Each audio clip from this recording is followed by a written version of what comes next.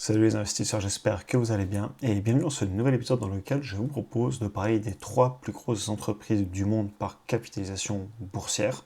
D'autant plus qu'on a déjà traité la numéro 4 et la numéro 5, à savoir Amazon et Google, dans pas mal de vidéos sur la chaîne. Et donc aujourd'hui, on va se concentrer un petit peu sur Apple, Microsoft et Nvidia. Évidemment, il s'agit d'un de conseil en investissement. Je vous partage ce que je fais, ma vision des choses, mais au final, prenez vos propres décisions, c'est votre argent que vous gérez. Donc dans ces vidéos, on va regarder Apple, comme je vous le disais, Microsoft et Nvidia, voir un petit peu les points positifs et les risques qu'on pourrait aussi voir sur ces business, à savoir que j'ai 2 de ces 3 entreprises en portefeuille. On regardera aussi rapidement les chiffres, les valorisations, et mon objectif c'est de vous dire un petit peu si ce sont les entreprises qui m'inquiètent, qu'est-ce que je pense par rapport à leur position dans le top des plus grosses entreprises du monde, et en conclusion, on ira aussi un petit peu discuter les entreprises qui viennent après la numéro 1, 2 et 3, aller voir un petit peu plus loin. Alors, premièrement, Apple. C'est une entreprise que j'ai en portefeuille depuis maintenant plus de 5 ans. Je l'avais commencé à acheter l'entreprise en mi-2019. J'ai actuellement 20 actions en portefeuille pour une valeur d'un petit peu plus de 4000 $. Et comme vous le voyez ici, c'est pratiquement que des gains latents. Donc Apple, même si la plupart connaîtront le business, c'est une entreprise qui vend bien évidemment notamment les iPhones, mais aussi les ordinateurs Mac, les iPads, les montres, etc. Ils ont aussi bien des revenus à chaque fois qu'ils vendent des iPhones, etc. Et d'ailleurs, j'en avais déjà parlé dans d'autres vidéos auparavant, mais pour moi, on n'est pas forcément sur du consumer discretionaries, donc sur un objet qui serait acheté tout simplement par envie du public, mais aussi et surtout parce que si on casse demain son iPhone, eh bien on va racheter soit un iPhone, soit un autre téléphone. Mais on est pratiquement passé pour moi sur un bien de consommation courante. Évidemment, on ne peut pas forcément dire ça quand on voit le prix d'un iPhone, mais au final, si on casse son téléphone, c'est devenu un objet dont on ne peut pas se passer et on va retourner acheter un téléphone. Et ils ont aussi pas mal de revenus récurrents puisque ils ont des abonnements, etc. Et ça, c'est un petit peu le deuxième point. Ils ont quand même essayé d'innover déjà justement en changeant leur type de revenus, en allant au-delà de simples téléphones. Avec leurs applications, ils prennent des frais sur l'App Store, etc. Et aussi sur pas mal d'autres produits. Ils attaquent beaucoup le secteur de la santé avec les montres connectées, les AirPods. Ils essaient aussi de travailler sur l'intelligence artificielle. Pour l'instant, on ne voit pas encore trop les résultats, mais Apple, c'est une entreprise qui historiquement travaille quand même beaucoup en arrière-plan pour ensuite arriver avec des produits plutôt aboutis. Donc voilà, ils continuent quand même d'essayer d'innover. Et au-delà de ça, c'est une entreprise, comme vous voyez là, sur 5 ans, elle a fait plus de 170% de retour sur investissement.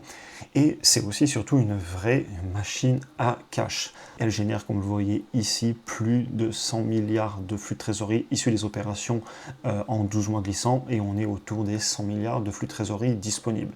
Et elle utilise cette entreprise évidemment pour payer un tout petit peu un dividende, mais aussi et surtout pour racheter massivement des actions. On est presque sur une prophétie autoréalisatrice où l'entreprise rachète beaucoup d'actions chaque année, tout simplement parce qu'elle génère énormément d'argent. Et regardez même les chiffres un petit peu plus loin. Ils ont fait en 12 mois glissants pas loin de 400 milliards de dollars de chiffre d'affaires. On n'est pas sur des niveaux de Walmart, mais on n'est pas loin des plus grosses entreprises de la grande distribution, alors qu'on ne vend pas des paquets de pâtes et des boissons. On vend des iPhones et des ordinateurs. C'est absolument impressionnant le chiffre d'affaires de cette entreprise.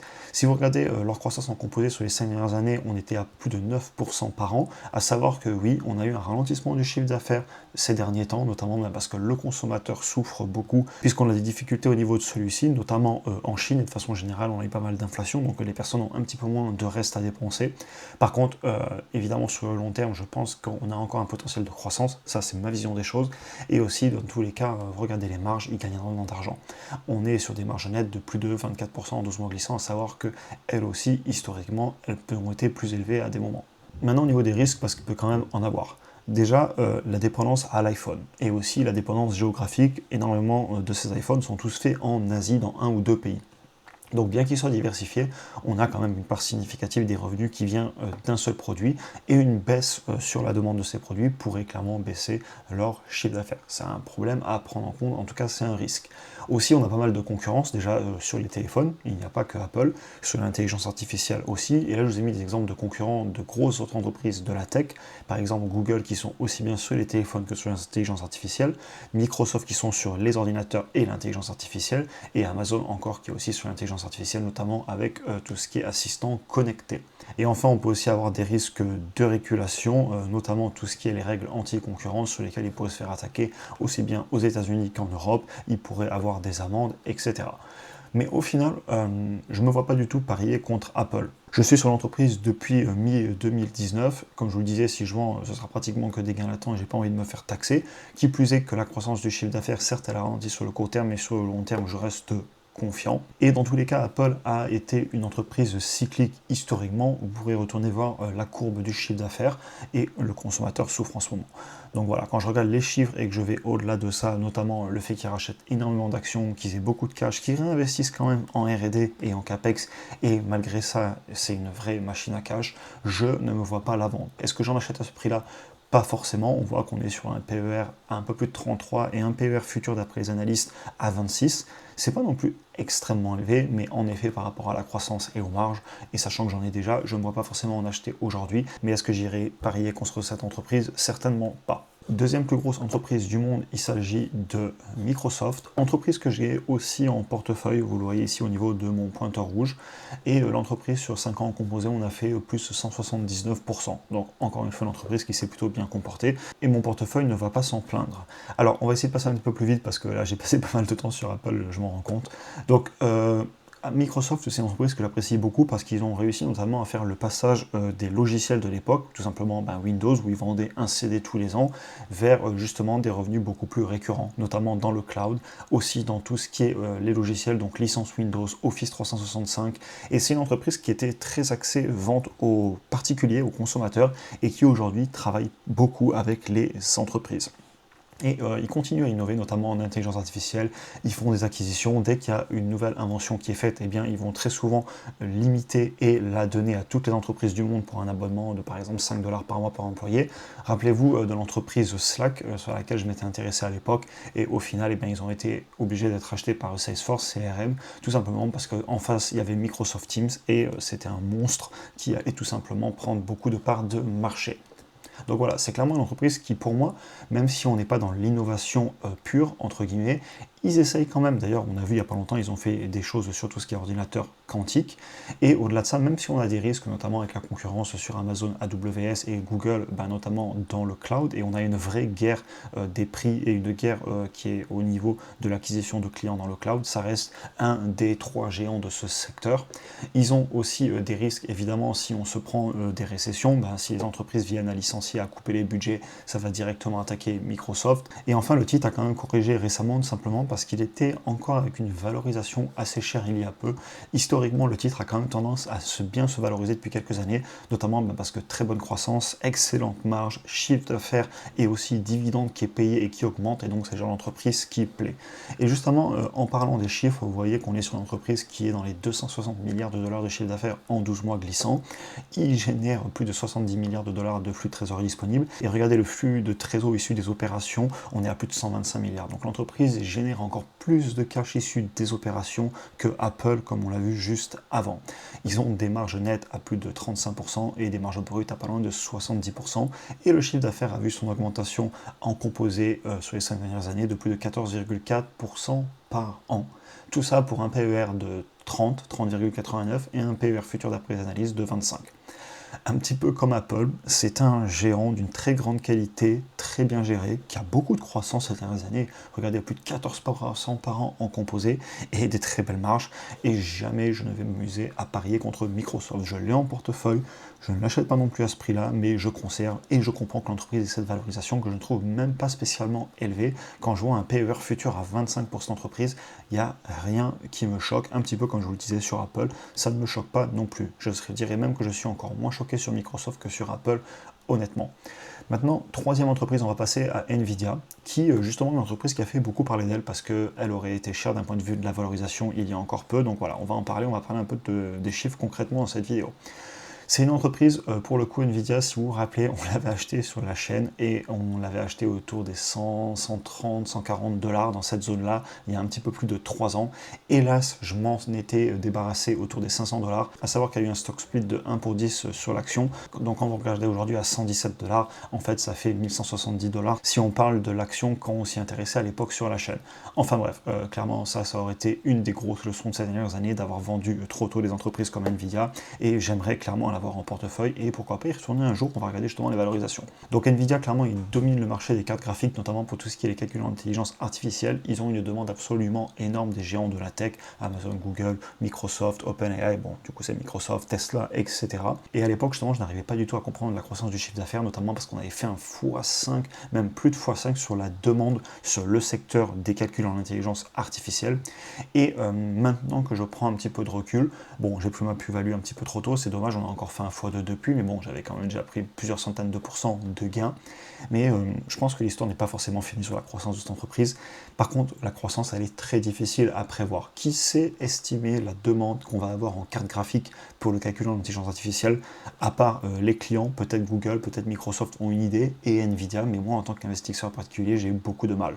À l'époque, elle était beaucoup moins valorisée, évidemment, j'étais beaucoup plus confiant, mais aujourd'hui, j'aurais besoin d'avoir un peu plus de clarté et de vraiment me convaincre avant de rentrer à nouveau sur l'entreprise. C'est une entreprise aussi qui a beaucoup investi en R&D et il ne faut quand même pas oublier que, attention, ce n'est pas une entreprise qui fabrique, et ça fait d'ailleurs aussi partie des risques, parce qu'en fait, ils ont la propriété intellectuelle, les logiciels, comment concevoir les cartes graphiques, etc. Par contre, ils fabriquent notamment beaucoup avec TSMC, donc c'est aussi bien un risque qu'un avantage. C'est un énorme avantage parce que les marges brutes sont très élevées, et les marges nettes aussi, mais c'est aussi un danger parce que du coup, ils ne fabriquent pas eux-mêmes. Ce qui nous amène à un autre risque aussi, qui est les gros concurrents comme Google, Amazon, Microsoft, ils essayent de développer des puces de leur côté, et d'un jour les faire fabriquer par des entreprises comme TSMC. Donc évidemment qu'il y a aussi des risques sur cette entreprise. Mais voilà, je regrette d'avoir vendu à l'époque, clairement. Bon, j'ai pris ma plus-value, pas mal de centaines de pourcents de gains là-dedans, mais j'aurais pu prendre plus. Surtout que quand on regarde les chiffres, comme je vous le disais, croissance sur le chiffre d'affaires sur les 5 dernières années ont composé de plus de 70% par an. Évidemment, on ne va pas rester sur des chiffres aussi élevés. Par contre, je pense que la croissance n'est pas finie. Et même, vous savez, il y a encore quelques mois, on disait Nvidia, c'est beaucoup trop cher, faut vendre le PER, il est trop élevé, etc. Et je vous disais, personnellement, maintenant que j'ai vu ce qu'était capable de faire l'entreprise et que j'ai commencé un tout petit peu à comprendre la puissance de l'intelligence artificielle et les demandes qu'on allait avoir dans le futur, là je vous partage mon opinion, c'est ce que je pense, eh bien un PER de 39,87 et un PER futur d'après les analystes à peine plus de 20, ça ne me choque pas du tout. Et honnêtement, si l'entreprise continue à corriger, parce qu'elle a bien corrigé, on n'était pas dans des 150 $ il y a quelques mois et aujourd'hui on est à 117 $, mais si elle venait à corriger fortement, je pourrais à nouveau m'y intéresser. Et quand je vois les chiffres et la qualité, la performance, je ne suis pas du tout choqué. Évidemment, il y a des risques, tout simplement parce qu'on ne sait pas quelle va être la demande de part à leurs clients, combien ils vont vouloir acheter de cartes, j'ai du mal à le prévoir, mais encore une fois, troisième plus grosse entreprise du monde et ça ne me choque pas du tout et je ne parierai pas contre eux.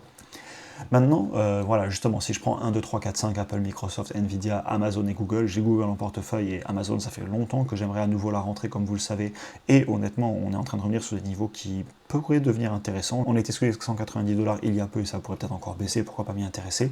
Par contre, quand je vais plus bas dans la liste, il y a des entreprises qui commencent à un petit peu plus m'inquiéter. J'avais déjà fait une vidéo là-dessus, j'avais déjà traité le sujet. On pensera à toutes les entreprises dans l'industrie qui sont en train de se faire disrupter. On pensera aussi au médical, à la grande distribution, à tout ce qui est consumer staples, donc tout ce qui est consommation physique. On parlait il n'y a pas longtemps des pharmacies qui allaient très mal. Je ne vais pas vous parler de la grande distribution, tout ce qui est l'industrie avec l'automobile et toutes ces entreprises qui vivent sur leurs acquis et qui n'innovent pas. Les banques avec les nouvelles générations qui ne sont pas du tout attirées par les mêmes choses et notamment comment ils consomment tout ce qui est système financier. L'argent va être clairement transféré des anciennes générations vers les nouvelles générations et c'est le cours en ce moment puisque la génération Y qui est la mienne travaille et commence à gagner pas mal d'argent et les banques que je privilégie et les courtiers que je privilégie ne sont pas forcément ceux qui sont tout en haut de ces plus grandes entreprises du monde. On pourrait parler aussi des assurances, des entreprises dans le paiement qui prennent énormément de frais et que beaucoup de commerçants et d'entrepreneurs, moi le premier, n'apprécie pas du tout parce qu'ils nous prennent des frais énormes pour un service qui est franchement moyen parfois. Enfin bref, la liste est longue, vous pouvez aller la voir, mais il y a beaucoup d'entreprises qui ne me rassurent pas forcément. Je ne vous ai pas non plus parlé de l'énergie, mais donc voilà. En tout cas, extrêmement intéressant parce que je ne suis pas étonné que ces entreprises soient dans le haut du classement et j'en ai plusieurs en portefeuille, j'ai beaucoup de gains latents aussi, par exemple sur Google et Amazon, ça fait longtemps que je m'y intéresse, et Apple et Microsoft, je vous les ai montrés juste avant, ainsi que Nvidia. Donc voilà, pas grand chose qui m'inquiète, et quand on me dit les marchés sont complètement surévalués, quand je regarde les PER, les PR futurs et la qualité, Moi, je suis pas tant choqué que ça et je m'amuserai surtout pas à parier contre les gros indices connus en bourse comme le S&P 500 ou le Nasdaq.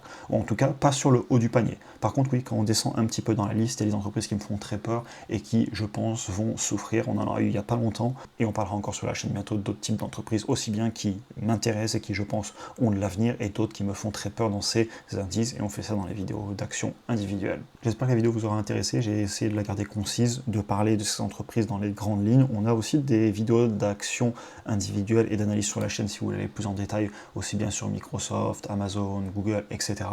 Pour ceux qui souhaitent aller plus loin dans l'apprentissage en bourse, premier lien en description si vous souhaitez nous rejoindre dans le programme avec la formation vidéo, mais aussi l'accès à mon portefeuille bourse et crypto, mes achats, mes ventes, toutes les vidéos exclusives que je fais de façon hebdomadaire, aussi bien les analyses d'entreprise, les sessions de travail, les revues de portefeuille, etc. Vous voyez, il y a encore pas longtemps, on avait traité la mise à jour de mes chiffres sur IMS, Amazon, on parlait de mon portefeuille, on avait aussi pas mal parlé d'options, les achats que je fais en ce moment, etc.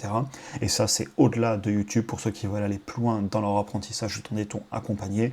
Et pour les autres, vous avez toujours YouTube sur lequel je continue à tout faire pour amener le plus de valeur ajoutée possible. Je vous souhaite une excellente journée et je vous retrouve très vite pour un prochain épisode.